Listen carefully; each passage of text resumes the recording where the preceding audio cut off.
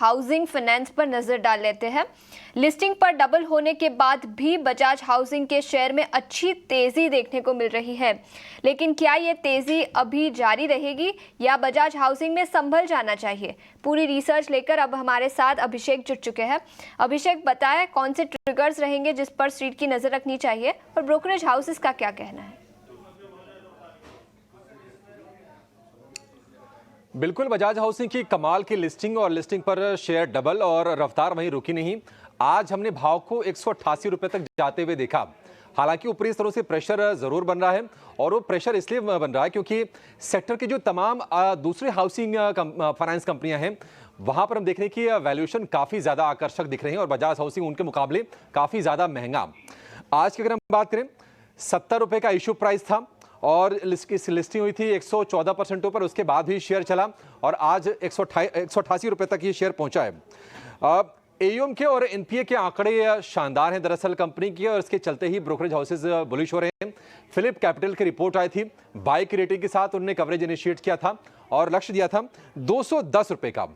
Philip capital का कहना है कि 3 साल में 2 लाख करोड़ रुपए की बैलेंस शीट संभव है, जो फिलहाल 1 लाख करोड़ से थोड़ी सी कम है। तो मजबूत ग्रोथ की उम्मीद है फिलिप कैपिटल को बजाज हाउसिंग फाइनेंस से।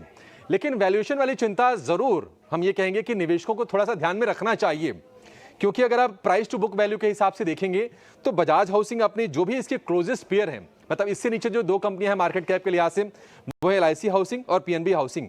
बजाज हाउसिंग की प्राइस टू बुक वैल्यू है 9.8x और एलआईसी हाउसिंग और पीएनबी हाउसिंग की है 1.2 और 1.8। अगर आप बाकी हाउसिंग फाइनेंस कंपनी को देखेंगे तो आधार हाउसिंग हो गया, आवास फाइनेंशियर्स हो गया, कैनफिस होम्स हो गया, ये भी आपको काफी सस्ते दिखाई देंगे बजाज हाउसिंग के मुकाबले में। अगर आप मार्केट कैप की बात करें तो निश्चित तौर पर सबसे बड़ी ये कंपनी आपको हाउसिंग फाइनेंस में दिखेगी एचडीएफसी का, चूंकि सेगमेंट थोड़ा सा अलग हो गया तो उसको अलग नजर से देखेंगे। लेकिन 1.5 लाख करोड़ से ज्यादा का मार्केट कैप हो गया है बजाज हाउसिंग का, जो कि आईपीओ से पहले मतलब उसके अपर प्राइस बैंड पर 60,000 करोड़ रुपए के आसपास का था। एलआईसी हाउसिंग का 37,000 करोड़, पीएनबी हाउसिंग का 27,000 करोड़ रुपए, आधार हाउसिंग का 19,500 करोड़, आवास फाइनेंशियल का करीब 14,500 करोड़ रुपए और कैनफिन होम्स की बात करें तो करीब करीब 12,000 करोड़ रुपए के आसपास का मार्केट कैप है। अगर हम इस साल हाउसिंग फाइनेंस कंपनियों के शेयरों के रिटर्न को देखेंगे तो बजाज हाउसिंग तो खैर अभी 3 दिन पुराना मामला है, लेकिन डबल हो गया, उससे ज्यादा हो गया भाव। लेकिन एलआईसी हाउसिंग करीब 20% का रिटर्न दिया है 2024 में, माफ कीजिएगा। पीएनबी हाउसिंग ने 36%, आधार हाउसिंग ने 38%, आवास फाइनेंशियल ने 17% और कैनफिन होम्स ने 15% के रिटर्न कमा के अपने निवेशकों को दिए हैं। तो यहां पर अभी भी गुंजाइश दिख रही है। बताने का मकसद ये है, अगर हम बजाज हाउसिंग फाइनेंस में क्या चीजें खास हैं, कुछ इंटरेस्टिंग चीजें हैं, जरा वो भी जान लीजिए। वो ये कि होम लोन ग्राहकों की जो औसत सैलरी है बजाज हाउसिंग फाइनेंस की, वो सैलरी है 14 lakh per annum. Company top up home loan की सुविधा भी देती है, तो एक वहां से भी इनके लिए ग्रोथ की अपॉर्चुनिटी बन जाती है। 40% होम लोन ये बजाज फाइनेंस के ग्राहकों को देती है और 90% जो लोन है वो सैलरीड कस्टमर्स को देती है। तो थोड़ा जोखिम कम है और कॉस्ट में मदद मिल जाती है, रिटर्न रेशियोज बेहतर हो जाते हैं बजाज हाउसिंग फाइनेंस के लिए। अगर हम हाउसिंग फाइनेंस की टॉप 3 जो दिग्गज कंपनियां हैं उनकी अगर हम तुलना करेंगे एनपीए के आधार पर और एनआईएम यानी कि नेट इंटरेस्ट मार्जिन के आधार पर, तो उसमें बजाज हाउसिंग का जो नेट एनपीए रेशियो है वो है 0.1%। जी हाँ, बहुत ही शानदार एनपीए रेशियो है। एलआईसी हाउसिंग का 1.68% और पीएनबी हाउसिंग का 0.92% इसका है रेशियो। नेट इंटरेस्ट मार्जिन की बात करें तो 4% का मार्जिन बजाज हाउसिंग का है, अपनी बाकी जो दोनों क्लोजेस्ट पीयर हैं उनसे ज्यादा है। और एलआईसी हाउसिंग का और पीएनबी हाउसिंग का जो एनआईएम है वो 0.25% और 3.5% के आसपास का है। तो ग्रोथ के हिसाब से, निम्स के हिसाब से और इसके अलावा अगर हम तुलना करें कि एनपीए के हिसाब से ये कंपनी निश्चित तौर पर सॉलिड है, लेकिन कहीं ना कहीं वैल्यूएशन शायद वो एक कंसर्न वाली चीज है और हो सकता है कि हम स्टॉक को कंसोलिडेशन में या फिर थोड़े से गिरावट वाले फेज में जाते हुए देखें। फंडामेंटल्स पर देखें तो कंपनी काफ़ी सॉलिड है, लेकिन वैल्यूएशंस शायद थोड़े से एलिवेटेड नज़र आ सकते हैं। अभिषेक, शुक्रिया पूरी डिटेल्स लेकर हमारे साथ जुड़ने के लिए। हाल ही में कंपनी लिस्ट हुई है तो टेक्निकल्स पर तो राय नहीं ले पाएंगे, लेकिन गौरांग आपसे पूछना चाहूँगी फंडामेंटल्स पर क्या राय रहेगी, वैल्यूएशंस पर आपका क्या नज़रिया है, और अगर किसी ने सब्सक्राइब किया था इस आईपीओ में और अगर स्टॉक लगा है तो इस पर भी अपनी राय दीजिए। देखिए, पहले तो मैनेजमेंट खुद हमारे ही चैनल ईटी नाउ स्वदेश और बाकी अन्य चैनल पर आकर के बताया था कि जो क्षेत्र से जुड़ी हुई ये कंपनी यानी कि हाउसिंग फाइनेंस सेक्टर, एचएफसी जिसे हम कहते हैं, हाउसिंग फाइनेंस कंपनीज, वो सालाना मेरे ख्याल से 12 से 15% की बढ़त देख सकता है। पहली बात। दूसरी बात, इस क्षेत्र में पहले से ही काफी सारी कंपनीज लिस्टेड क्षेत्र कैटेगरी में भी है और अनलिस्टेड कैटेगरी में भी है। तीसरी बात, रियल एस्टेट सेक्टर अच्छा कर रहा है और एंड यूजर घर रहने के लिए की जो मांग है वो निरंतर बढ़ रही है। ब्याज दरें अगर आने वाले समय में कम होती हैं तो मेरे ख्याल से एक बहुत बड़ा सकारात्मक सा कारण होगा। हाउसिंग लोन जो भी लेते हैं उनके लिए ईएमआई कम हो जाती है। 70 रुपए पे आईपीओ था परसों के दिन, मेरे ख्याल से सोमवार के दिन लिस्ट हुआ ये, और फिर हमने निरंतर ऊपर की तरफ के सर्किट देखे और आज ऊपरी स्तर पे जाने के बाद थोड़ी बहुत मुनाफा वसूली और नीचे की तरफ के दायरे।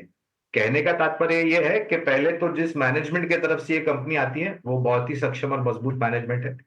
जिस क्षेत्र और कारोबार से बजाज हाउसिंग फाइनेंस जो कंपनी जुड़ी है वो भी काफी अच्छा और उभरता हुआ क्षेत्र लग रहा है और मैं अनुमान करता हूं कि कारोबार अच्छे करने के आधार पर नतीजे अच्छे आएंगे। इससे ज्यादा मेरे ख्याल से गहराई में मैं ज्यादा टिप्पणी नहीं करूंगा कि आप खरीदारी करें, बेचे या बने रहें। मूल्यांकन को लेकर के जिस प्रकार के आंकड़े हमने देखे, शायद थोड़ा बहुत महंगा बिल्कुल है।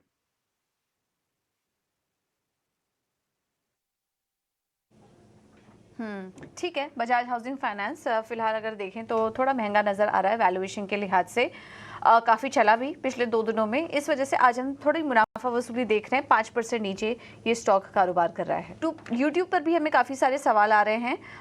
गौरव त्यागी जी हैं सोनीपत से और इनका सवाल है गेल इंडिया पर। गौरांग जी ये जानना चाह रहे हैं कि मौजूदा भाव पर क्या गेल इंडिया में निवेश करना चाहिए? देखिए पूजा, गिरते हुए कच्चे तेल के दाम छोटी मध्यम अवधि के लिए मैं बात कर रहा हूँ, वो ऑयल एक्सप्लोरेशन कंपनी जो होती है, मिसाल के तौर पर ओएनजीसी, गेल, ऑयल इंडिया जैसी कंपनियां, इनके लिए एक सकारात्मक खबर नहीं होती है क्योंकि परिस्थिति थोड़ी कमजोर हो जाती है। लेकिन जिस प्रकार से कुदरती भंडार के खोज हमारे देश में हो रहे हैं उसको ध्यान में रखते हुए मेरे ख्याल से इन सब कंपनियों को ध्यान में रखना और पोर्टफोलियो में रखना अनिवार्य होगा। तो अगर लंबी अवधि का निवेश है गेल इंडिया में करना चाहते हैं तो निश्चिंत होकर के कर सकते हैं। पर गौरांग की ये सलाह। और हमारे साथ अब विमान के तौर पे जुड़ गए हैं Ajit Mishra, VP research Religare broking. Ajit, आपका बहुत बहुत स्वागत है। और चलिए, व्हाट्सएप के जरिए हमारे दर्शक ने एक सवाल हमसे पूछा है, इनका नाम दर्शन है। और अजीत ये एनएचपीसी पर सवाल पूछना चाह रहे हैं। 94 की इनकी बाइंग प्राइस है। इन्होंने मुझे अपना इन्वेस्टमेंट होराइजन नहीं बताया है, तो मेरे ख्याल से एक नियर टर्म आउटलुक चार्ट्स के बदौलत आप बताइएगा। फिलहाल इनकी बाइंग प्राइस से तो नीचे चल रहा है, तो ये मुनाफे में है।